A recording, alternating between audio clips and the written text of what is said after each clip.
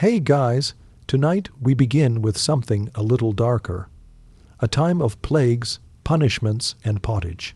We're diving into what life was really like during the Middle Ages. Forget the castles and chivalry Holly would sold you. The truth, you probably wouldn't last a single day. So, before you get comfortable, take a moment to like the video and subscribe, but only if you genuinely enjoy what I do here. And let me know in the comments where you're tuning in from, and what time it is for you. It's always fascinating to see who's joining us from around the world. Now, dim the lights, maybe turn on a fan for that soft background hum, and let's ease into tonight's journey together. Congratulations, you've just woken up in the year 1325. The good news, you're alive. The bad news, so are the fleas. Your bed is a half-rotted straw mattress stuffed with bugs, and hay that smells like a barn floor, because it was a barn floor 3 months ago. There's no memory foam, no pillows, and definitely no Egyptian cotton sheets.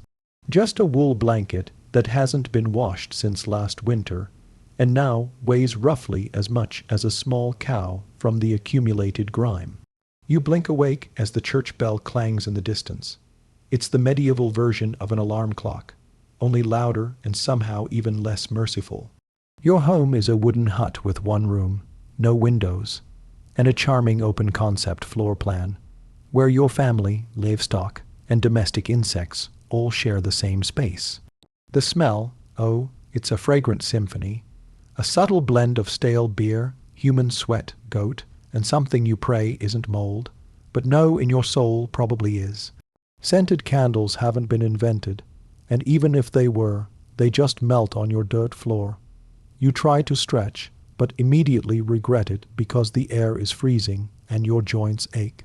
You're 22 years old, which in medieval terms is roughly middle-aged.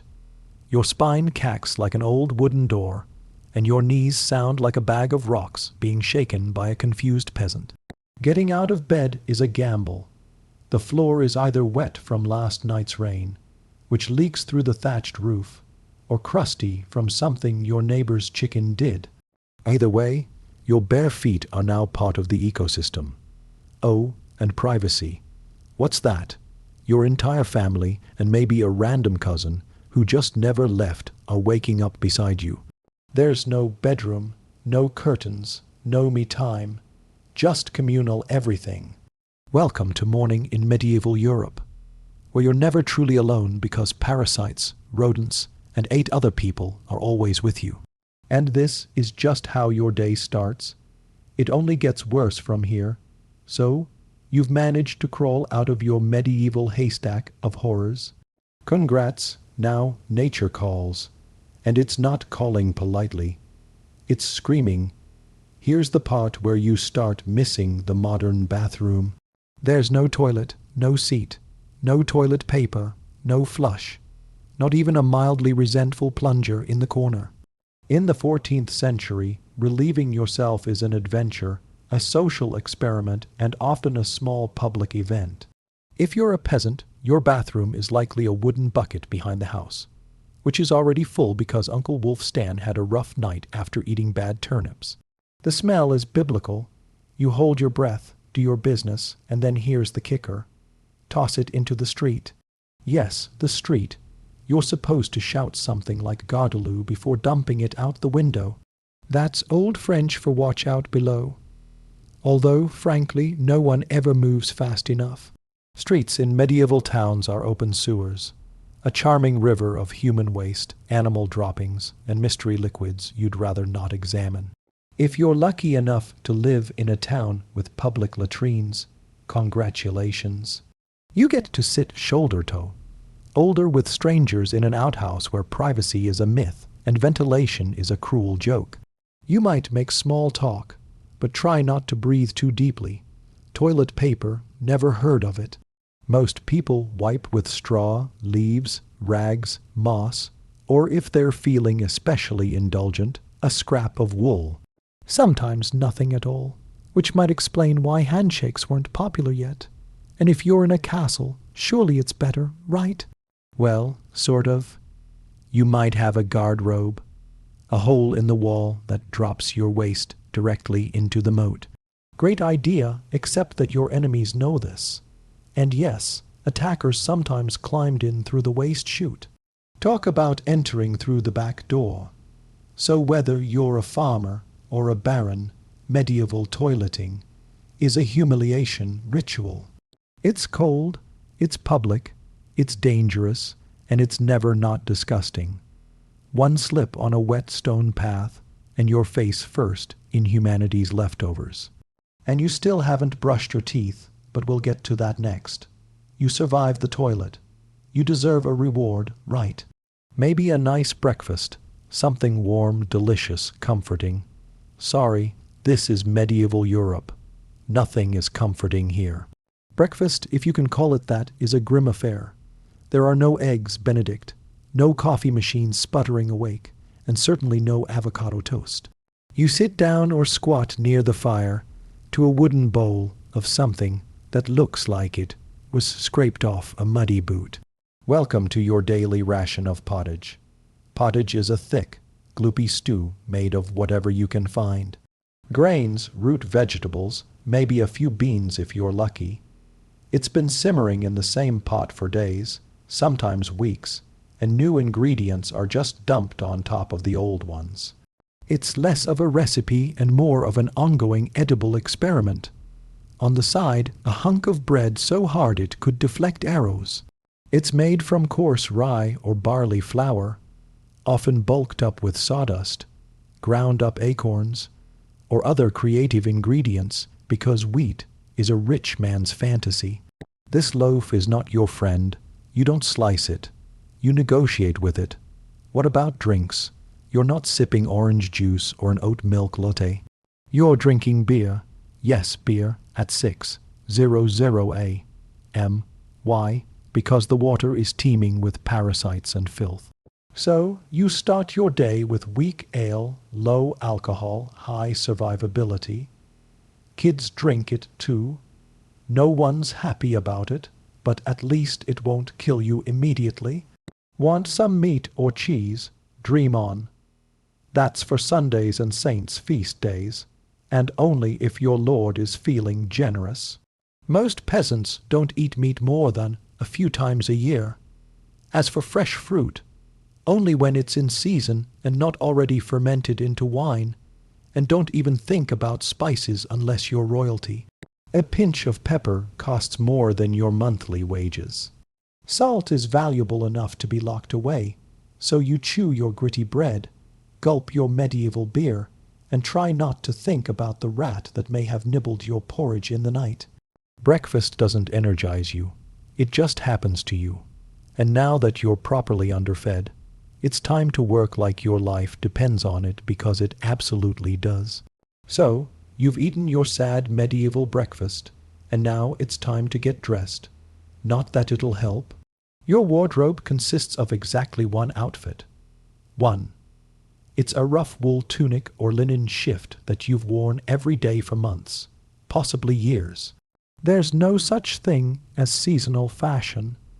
There's just wear this until it disintegrates or gives you a fungal infection. Underwear optional. If you're lucky, maybe a linen under tunic. If you're not, well, you're going commando under layers of scratchy, sweaty wool, all lovingly stitched together by someone who probably had no idea what a seam was supposed to look like. There's also no washing machine, no soap, and absolutely no dry cleaner in sight. So your clothes are stained, stiff, and scented like a compost pile that's been left to marinate in a pigsty. Even if you wanted to wash them, it's not easy. You'd have to haul water from a river, or, well, heat it over a fire, scrub your tunic on a board with ashes or lye, and hang it in the sun, which is out approximately 3 days a year. And don't get me started on shoes. If you own any, they're made of untreated leather, barely stitched together, and offer as much arch support as a banana peel.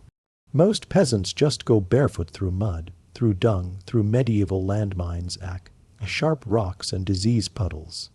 All this means one thing: your skin hates you, you itch constantly, fleas, lice, and bed bugs live rent-free on your body. Everyone has them. Nobles, lousy monks, itchy children, walking insect farms. No one escapes. You'll be scratching your armpit with a wooden spoon while chatting with the local priest. And no one will even bat an eye.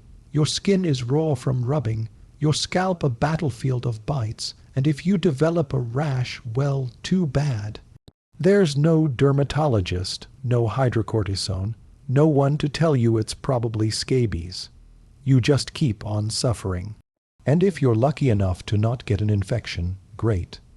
That rash will simply accompany you for the next 6 months, like an unwanted medieval sidekick. Now that you're dressed in misery and wrapped in discomfort, it's time to head outside and start working yourself to death. Now that you're fully dressed in itches and damp wool, it's time to flash that morning smile, except you don't. Because in the Middle Ages, smiling is a dangerous game. Not emotionally, dentally. There's no toothbrush, no toothpaste, no mouthwash, no floss. The concept of oral hygiene is about as popular as bathing, which is to say, not very. Some people might chew on a twig or rinse with wine or vinegar, but for the most part, your teeth are on their own, and they're not doing well. By the time you hit your mid-20s, your smile looks like something pulled from a haunted crypt. Cavities are rampant. Gums are swollen, and those aren't just food stains on your teeth. That's decay. You have more rot in your mouth than a medieval root cellar. Sugar, while not yet everywhere, is becoming more common among the rich. Imported at great cost, mostly used in small cakes or to show off wealth. If you're a noble, congratulations. You get to rot your teeth faster than the peasants. If you're poor, you'll do it slowly over time with fermented bread, gritty porridge, and years of hard chewing. Toothaches, get used to them. They're like medieval weather, always there in the background. The kind of pain that makes you consider praying, drinking, or pulling the tooth out yourself with a pair of pliers. And that's not a joke. That was the actual treatment. Dentists didn't really exist, but barber surgeons did. Yes, the same guy who cuts your hair is also pulling your murs out by candle light with an iron hook and zero anesthesia. Infected tooth. Hope you like fevers, because without antibiotics, it can easily turn into sepsis and kill you from a toothache. That's right. The same thing that sends us to a pharmacy today could be your funeral in the 1300s, and there's no relief on the social front either. Kissing, good luck. Halitosis, bad breath, is everywhere. If you're single, you're not judged by your smile. You're judged by your land and your livestock. In short, your mouth is a battlefield, and it's losing the war. Now that your teeth are throbbing, let's head outside. Because your real job, the one that will break your back, is just getting started. Time to head to work. Except there's no office, no desk, no coffee break, and no chance of promotion. Your job, if you're like 90% of the population, is simple. Don't die while laboring for someone else's comfort. You're a peasant. Congratulations. That means you work the land that belongs to a lord who probably doesn't remember your name. You rise with the sun and stop only when it disappears behind the trees. Your tools, a wooden hoe, a rusty sickle, and whatever bones are still intact in your body. There's no weekend, there's no clocking out. There's only sunrise to sunset, 6 days a week. Sunday is off, but only if you're not harvesting, fighting off raiders, or praying feverishly for your infected toe to stop turning black. The work is brutal. Fields are plowed by hand or with oxen. If you're rich enough to afford one, you dig ditches, sow seeds, pull weeds, and carry water until your spine begins to resemble the letter S. No one cares if you're tired. No one's asking how your mental health is doing. If you're a woman, surprise. You don't just do field work. You also care for children. Clean, cook, spin wool, feed animals, and pretend your husband's lice infestation isn't slowly migrating to your side of the bed. Children, they start helping out around age 5. No school, no toys, just a tiny wooden rake and a dream of one day not dying of the flu. And if you're one of the few who isn't a farmer, maybe you're a blacksmith, a tanner, or a cooper, great. You still work with fire, chemicals, or animal guts all day in poorly ventilated sheds. The pay, basically survival. The perks, occasional bleeding, break a bone, too bad. Get a fever, drink some warm beer, and keep going. You can't afford to stop, not even for a day, because if you don't work, you don't eat. And if you don't eat, well, medieval Europe has a solution for that. It's called being replaced. So, you grip your shovel, ignore the blisters, and keep digging. Because in the Middle Ages, your job isn't a career. It's a slow-motion endurance test. Now that your back is on fire from laboring in the fields, let's talk about the weather. Because in the Middle Ages, temperature is less about seasons and more about ongoing punishment from the sky. Let's start with winter. There's no insulation, no central heating, and no weathering. Just wooden walls with gaps you could throw a chicken through. Your windows covered with cloth, not glass. The fire in the hearth, nice in theory, but you don't have enough firewood to keep it going because wood is expensive, and gathering it from the forest is sometimes illegal. Yes, you can be executed for picking up the wrong stick from the wrong forest. You bundle up in your one damp wool tunic, huddle near the dying embers, and still wake up with your nose frozen. Your feet permanently cold, often damp. Your fingers so stiff they feel like tiny medieval popsicles. Frostbite isn't diagnosed, it's just cold bad luck. Now, fast forward to summer. Sounds better, right? Wrong. In summer, your home turns into a clay oven. There's no fan, no cross breeze, and absolutely no deodorant. You sweat through your layers, but you can't remove them because showing too much skin is scandalous and also invites sunburn, insect bites, and social judgment. The flies are out in full force, attracted to your unwashed body, and the smell of last week's goat stew that's still fermenting in the corner.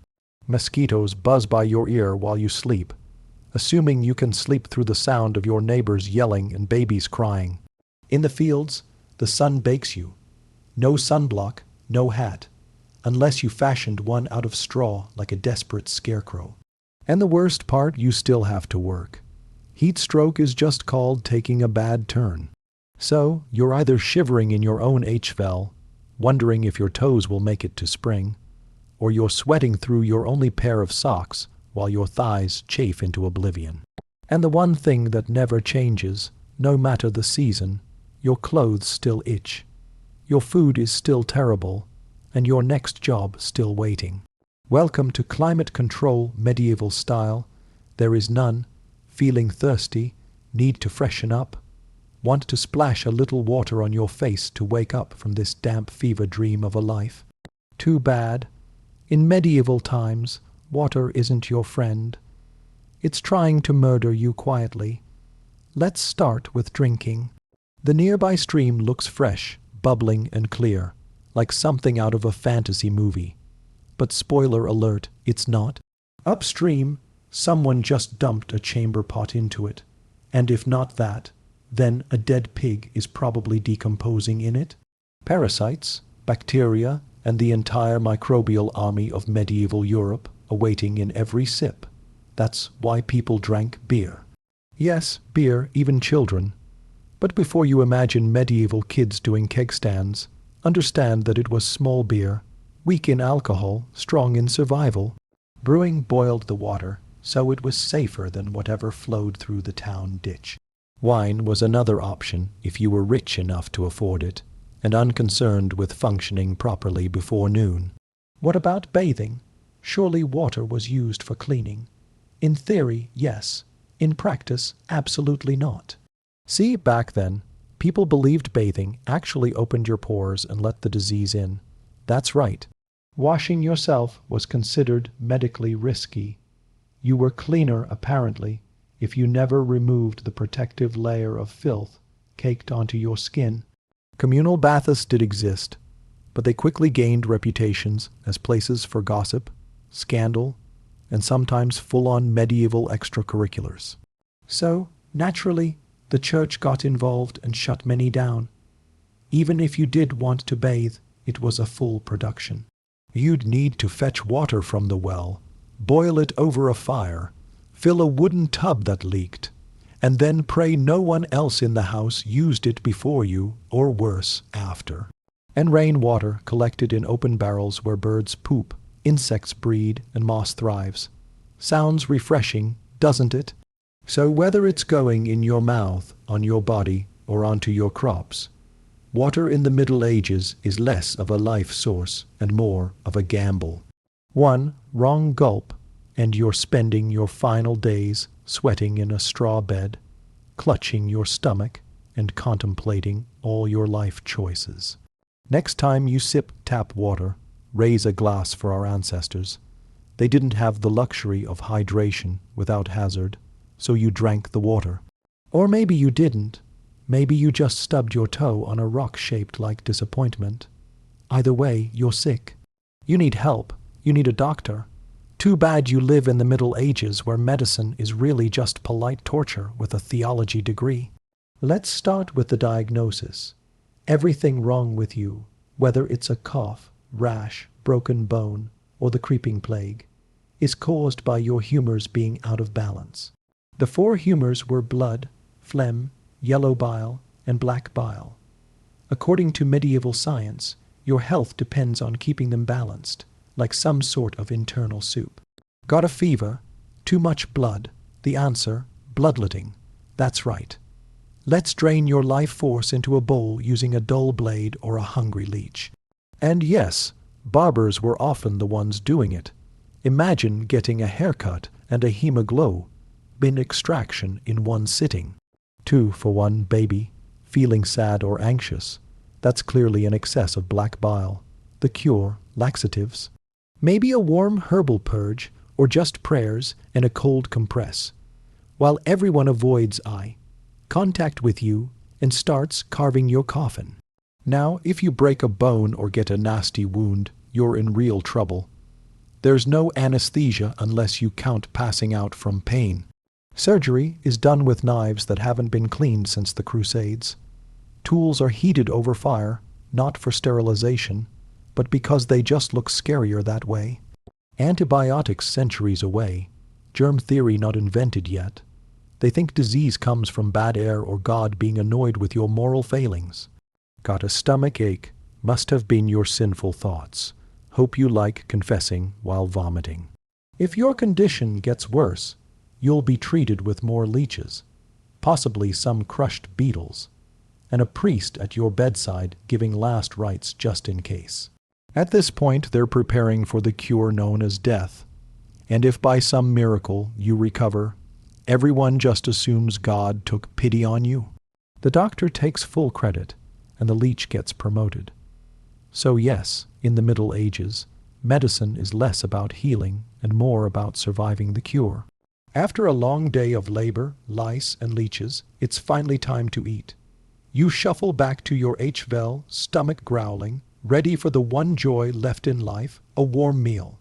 Bad news, your meal is probably trying to kill you. Let's begin with the basics. Food preservation doesn't really exist. There's no fridge, no freezer, just salt, smoke, or the hope that winter air keeps things fresh. Your meat, if you're lucky enough to have any, has been hanging for days, covered in flies, marinated in questionable brine, and possibly shared with a rat or two. Bread is the cornerstone of the medieval diet, but even that isn't safe.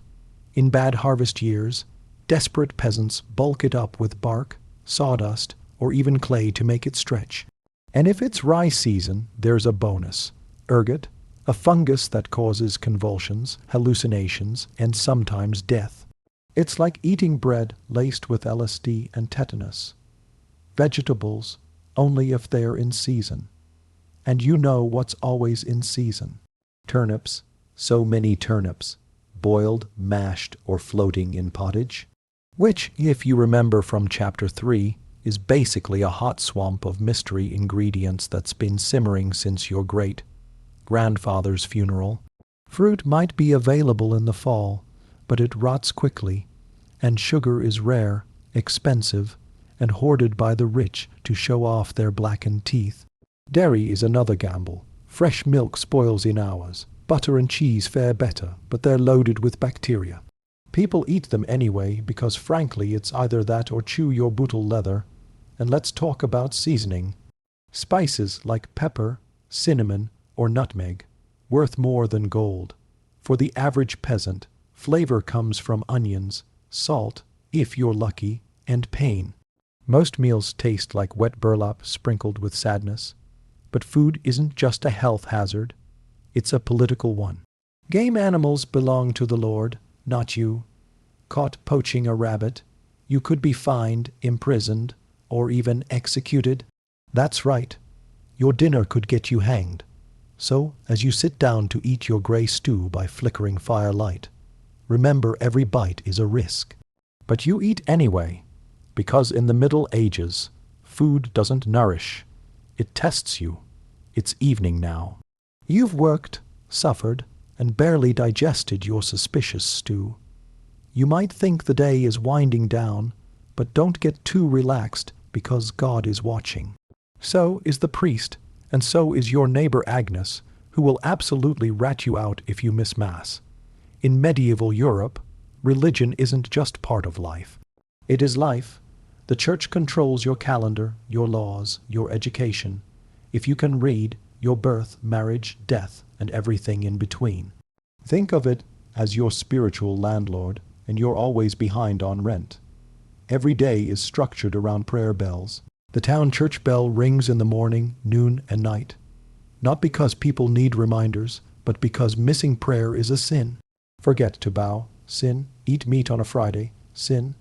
Think about your neighbor's wife in that one dream, double sin. And yes, hell is very real, vividly real. Priests describe it in glorious detail. Rivers of fire, lakes of boiling blood, demons with pitchforks, and eternal wailing. If the plague doesn't scare you, eternal damnation definitely will. You can't read the Bible yourself because it's written in Latin, a language reserved for monks, clergy, and that one noble kid who's too good for dirt. You rely on the church to interpret everything for you. That means if the priest says your crop failure is because you didn't pray hard enough, well, time to kneel harder. Tithes, 1/10 of everything you own, are mandatory. If you grow wheat, you give wheat. If you raise chickens, you give eggs. If you have nothing, congratulations. You're spiritually bankrupt and financially doomed. Holidays, they're holy days. Dozens of them. And while they offer breaks from labor, they're not for fun. Therefore, attending Mass, fasting, confessing sins, and reminding yourself that joy is a dangerous indulgence. Questioning the church is dangerous. Heretics are burned. Witches are drowned. Blasphemers are flogged. And skeptics are quickly reformed. So you go through the motions, you chant, you bow. You pray that your soul, after enduring this dirt-covered life, might finally land in paradise, assuming the priest likes you. Because in the Middle Ages, God may be merciful, but the church, not so much.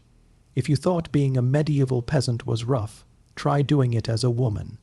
All the filth, famine, and fear, plus childbirth, subservience, and social invisibility.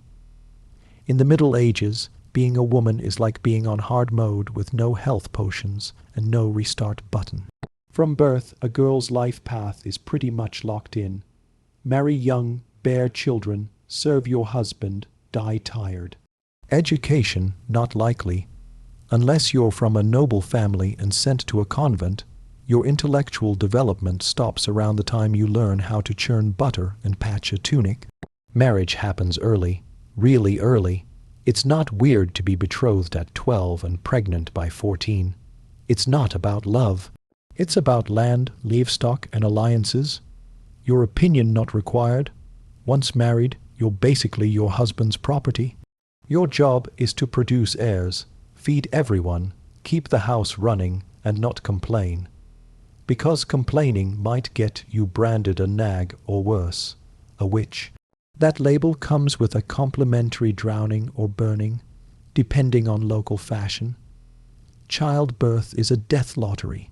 There's no prenatal care, no sterile tools, no anesthesia. Midwives do their best, but even minor complications can mean death for the mother, the child, or both. Some women survive 10 pregnancies. Many don't survive 2. But don't worry, once the baby is out, your work increases. Now you have a screaming infant in a lice-ridden hut, and you're expected to nurse, cook, clean, and still help in the fields. You don't get a break. You are the break for everyone else. If you're unmarried, you're suspicious. If you're widowed, vulnerable. If you're outspoken, dangerous. Women who didn't conform were often accused of witchcraft, especially if they had herbal knowledge, a strong personality, or just looked at someone funny on a rainy Tuesday. Even in the church, your role is limited. Nuns lived under strict rules. No speaking without permission, no freedom of movement, and your spiritual worth. Always ranked below men. In short, if you're a woman in the Middle Ages, you're expected to endure, obey, reproduce, and suffer in silence, ideally while smiling. Because even in a time of universal suffering, women were somehow expected to suffer gracefully. So far, you've battled filth, starvation, social injustice, and possibly a goat. But just when you think your day can't get any worse, here comes violence.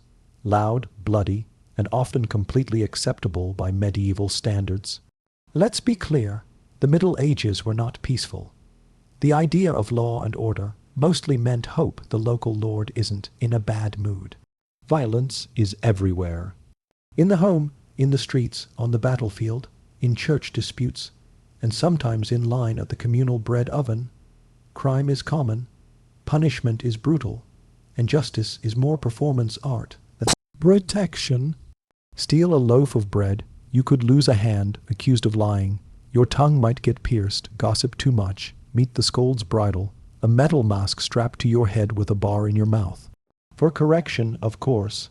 Let's say you're accused of something serious.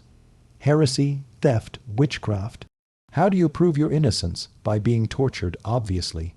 Welcome to trial by ordeal. One version, you stick your hand in boiling water to retrieve a stone. If it heals without infection in 3 days, you're innocent. If not, you're guilty. Another option, you're tossed into a river. If you sink, you're innocent and probably dead. If you float, you're guilty and will be punished anyway. It's like a medieval game show where the prize is survival, and the host is actively rooting against you. And if you're sentenced to death, that's a public event. Executions are performed in front of cheering crowds, hangings, beheadings, burnings. Sometimes people bring snacks. It's the medieval equivalent of cable TV. Domestic violence completely normal. Husbands were allowed, even expected, to discipline their wives and children.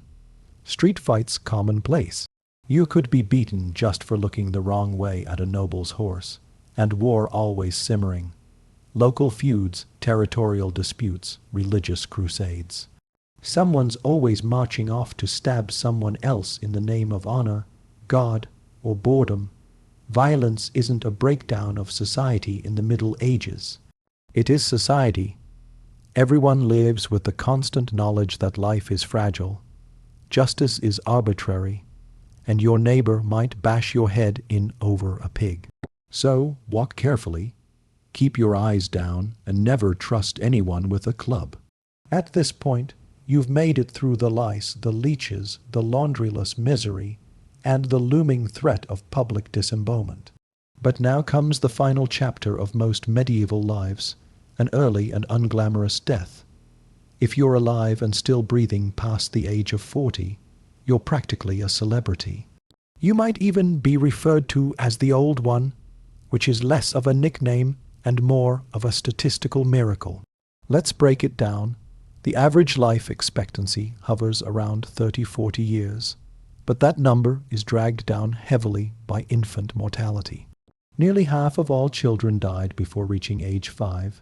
Disease, malnutrition, or one bad winter was all it took. No vaccines, no antibiotics, no hope. If you survived childhood, you entered adulthood already exhausted. Work began as soon as you could walk upright, and by 25, your joints creaked like a monastery door. You might be missing several teeth, a finger, and most of your original optimism. Women faced a particularly deadly gauntlet, childbirth. It was one of the leading causes of death for medieval women. No pain relief, no medical intervention, just prayer, hot water, and someone holding your hand while you bled out on a straw-stuffed cot.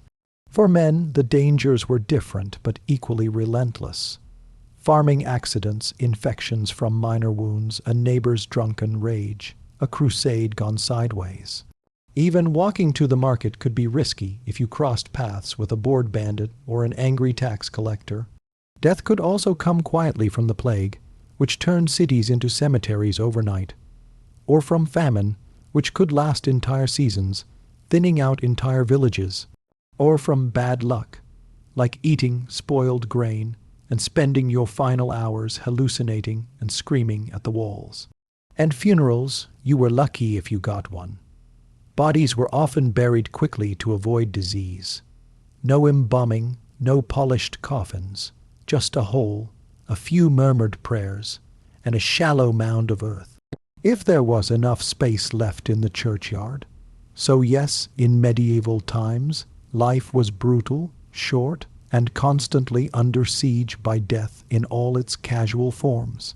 You didn't retire. You just stopped showing up. And speaking of exits, let's move on to your final chapter. The medieval dream dies. So, how's your day been? You've woken up in filth, relieved yourself into a bucket, brushed your teeth with wishful thinking, nearly passed out from hunger, worked until your spine cried for mercy, scratched your way through itchy wool, prayed to not get plague, and barely dodged a public execution for owning a squirrel. Welcome to a single day in medieval Europe. Still dreaming of becoming a knight. Think again, that romanticized version of the Middle Ages. Gallant swordsmen, noble ladies in towers, heroic battles and feasts in candle-lit great halls. It's a myth polished by fairy tales and fantasy books. In truth, the medieval world was gritty, cruel, and deeply unfair. Hierarchy was everything. If you were born poor, you stayed poor. If you were born rich, congratulations. You had a better chance of surviving, but you were still one bad soup away from dysentery and a hasty burial. Even the nobles weren't immune to misery. Castles were drafty stone refrigerators filled with fleas, smoke, and politically motivated marriages. Sure, you had a fur cloak and a goblet of wine, but also a 50% chance of dying in a skirmish or from an infected splinter. Not exactly luxury, the simpler times weren't simple. They were relentless. Everything took longer. Everything hurt more. Everything from childbirth to chewing came with consequences. Life was survival, not leisure. And if you did find a quiet moment to think, to dream, to imagine something better, there wasn't much you could do with it. No upward mobility, no modern medicine, no internet to Google. What's this weird rash? You lived, suffered, worked, and died within a 10 my radius of where you were born. But here's the wildest part. Through all of this, people still laughed, sang songs, told stories, fell in love, and found meaning.